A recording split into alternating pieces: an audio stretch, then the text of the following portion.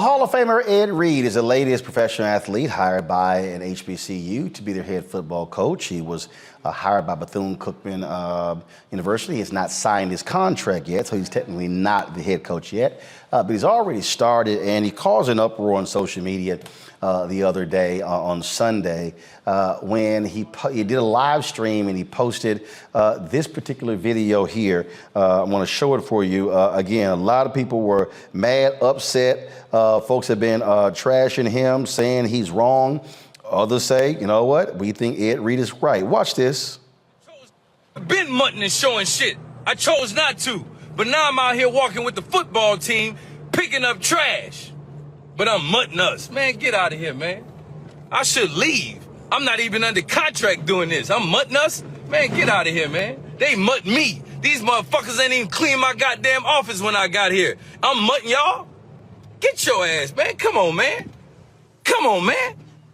All this shit here was trash in front of me. Who you think got this shit cleared out? That building right there got trash in it.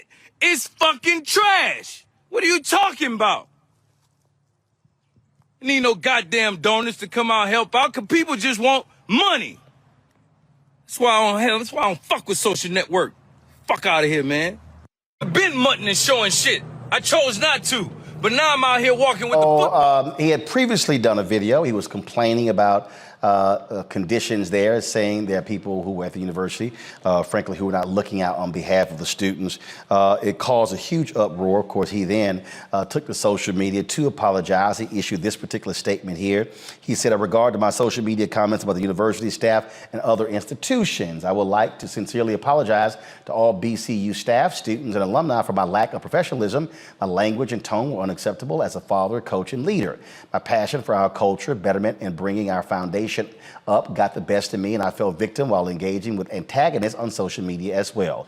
I'm fully aware of the hardworking folks at our school who are also fighting to make things better and more financially sound. I am encouraged from my communication with my AD and our administration and understand it's a work in progress. My passion is about getting and doing better, and that goes for me too. Now, he earlier had made a comment where he said that he had agreed with Deion Sanders, where he said there's a broke mentality that exists among HBCU administrators. And so folks got just lit. They were upset and mad and all of that because of what Ed Reed had to say. So let me unpack what my thoughts on here. And that is this here. It's a lot of people out here who have a lot to say. But the reality is most people have never actually worked in a black-owned institution. Let me repeat that, have never actually worked in one. First of all, there are 230,000 students that are black students that attend 230,000 students that attend HBCUs. 20% of HBCU students are non-black, okay? There are 1.5 to 1.6 million black students that attend PWIs. Now, when you look at HBCUs, a little more than 100 in the country. You look at black newspapers, a little more than 100 in the country. And so when you start talking about black-led institutions, we could talk about black newspapers, we could talk about black churches, we could talk about black-owned businesses. Pre-COVID, there were 2.6 million black-owned businesses in America. 2.5 million of those black-owned businesses had one employee doing about average revenue of $54,000. Why am I saying all of that? Because the reality is there is a consistent thread when you begin to look at black institutions, lack of resources, a surviving mentality versus a thriving mentality based upon the conditions in which they have been confronted with. When I listen to a Deion Sanders or an Ed Reed or others, and let me be perfectly clear, I've done 19 commencements, 15 at HBCUs. I've actually visited, spoken at, and been on the campus of at least 66 of the nation's 107 HBCUs. I've had numerous conversations with HBCU presidents and administrators and alumni. So let me be real clear. And also, I've been to Bethune-Cookman several times, even addressing their alumni about fundraising. So for folk who say, well, man, you didn't go to one, trust me, I got receipts. And the reality is this here. When you work in an institution, you're seeing things in a much different way. You're looking at conditions of places. The reason I understand where Ed Reed is coming from is I run 3 black newspapers. And I can tell you what happens when you begin to challenge status quo. And I know somebody who's watching saying, well, man, that ain't right. So I'll give you a perfect example. 1999, I became executive editor of the Houston Defender.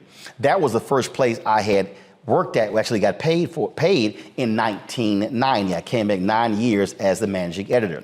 And we were actually at a conference, at an NNPA conference in New York City.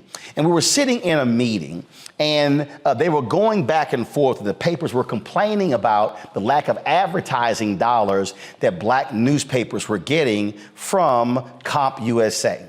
At the time, Tom Joyner Morning Show and Tavis Smiley had went after CompUSA for their advertising. And so I'm sitting there listening to the conversation, and as they're talking, and after about 30 minutes, I really got fed up with the conversation, and I raised my hand. I said, let me ask y'all a question. If CompUSA asked any of you to send them your media kit via PDF and email, could you do it? Somebody in the back said, who is that young nigga up there talking? And y'all know I don't use the N words. I'm only using that because I'm quoting what happened. I said a young nigga with email who knows what a PDF is. I said, you can't sit in this room and complain about CompUSA not buying ads in black newspapers if you yourself don't even use computers. And so when you are hearing these criticisms, there are people who get real defensive. And I was in these meetings, and people, they were sitting telling me, well, you know, Roland, we can't do this and we can't do that and we can't afford to do this. And I said, wait, hold up. This ain't about whether you can afford to do something. The question is, what are the basic fundamental things that you're doing? And so when you start talking about facilities, you got to ask yourself the question, okay, you are mad at Ed Reed for his comments. Here's the question. Was he speaking the truth about trash on the campus? It's either yes or no. Do you have staff who actually does that? It's yes or no. He said, my office wasn't even clean. This is a very basic question. Were the coaches' offices clean before he arrived? And if the coaches' offices were not clean before he arrived, why not? You now got to start asking yourself the question. What about the team's conditions? The locker rooms. I've heard complaints from other universities where teams are washing their own clothes. Why? You got to begin to ask these questions. See, what we have to stop doing as black folks, we've got to stop being so defensive about our black institutions and begin to ask the questions, are these things right and how do you fix them? Every answer is not, well, we don't have. Y'all, I've been there. And if y'all want to sit here and go there, Houston Defender, Dallas Weekly, Dallas Examiner, Chicago Defender. When I took over the Chicago Defender, it was horrible. Nobody wanted that job. Nobody. We couldn't afford to get the furnace fixed because every time they called somebody out, they wouldn't pay anybody. Okay? Folks said we have to get paid in cash. We ain't doing it. It was dirty. It was dusty. It was nasty. It was 20 degrees in the winter and it was 100 degrees in the summer. It was called the Chicago Offender because of all the errors in the newspaper versus its actual name, the Chicago Defender.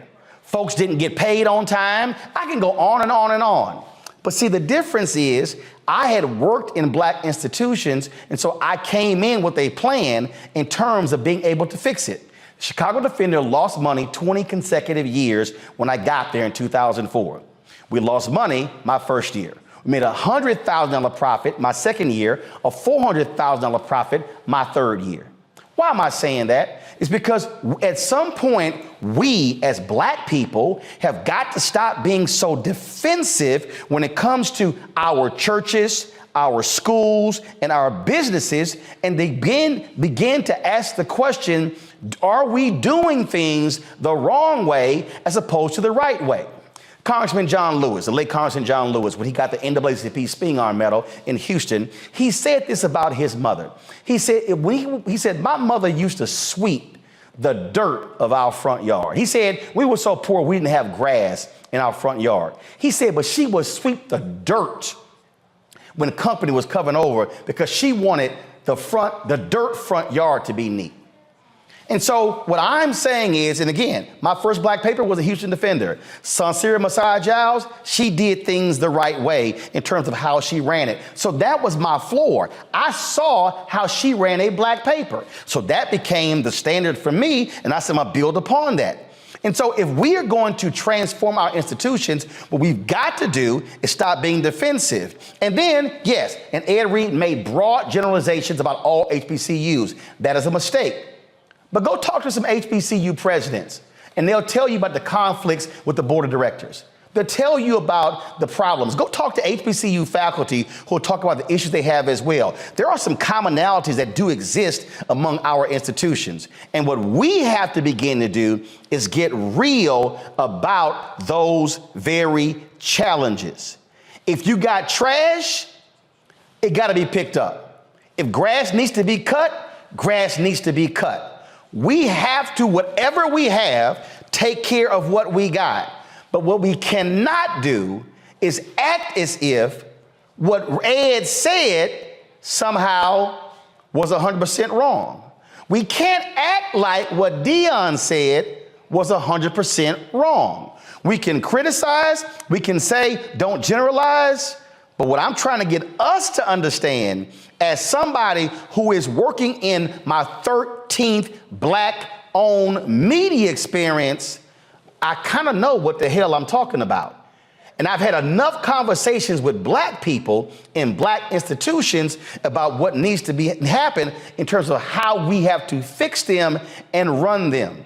So let's stop being so defensive and mad and upset when somebody who didn't go to an HBCU, who then comes to work for one, begins to ask some questions.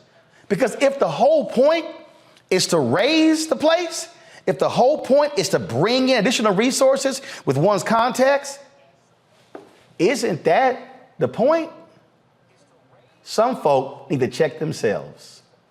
All right, folks, back to our Roland Martin Unfiltered video in just one moment. When you talk about blackness and what happens in black culture, we're about covering these things that matter to us, speaking to our issues and concerns. This is a genuine people-powered movement. There's a lot of stuff that we're not getting. You get it, and you spread the word. We wish to plead our own cause. Too long have others spoken for us. We cannot tell our own story if we can't pay for it. This is about covering us. Invest in black-owned media. Your dollars matter. We don't have to keep asking them to cover our stuff. So please support us in what we do, folks. We want to hit 2,000 people, $50 this month, raise $100,000. We're behind 100,000, so we want to hit that. Y'all money makes this possible. Check some money orders. Go to P.O. Box 57196, Washington, D.C. 20037-0196. The Cash App is $RM Unfiltered. PayPal is R Martin Unfiltered. Venmo is RM Unfiltered. Zelle is Roland@RolandSMartin.com.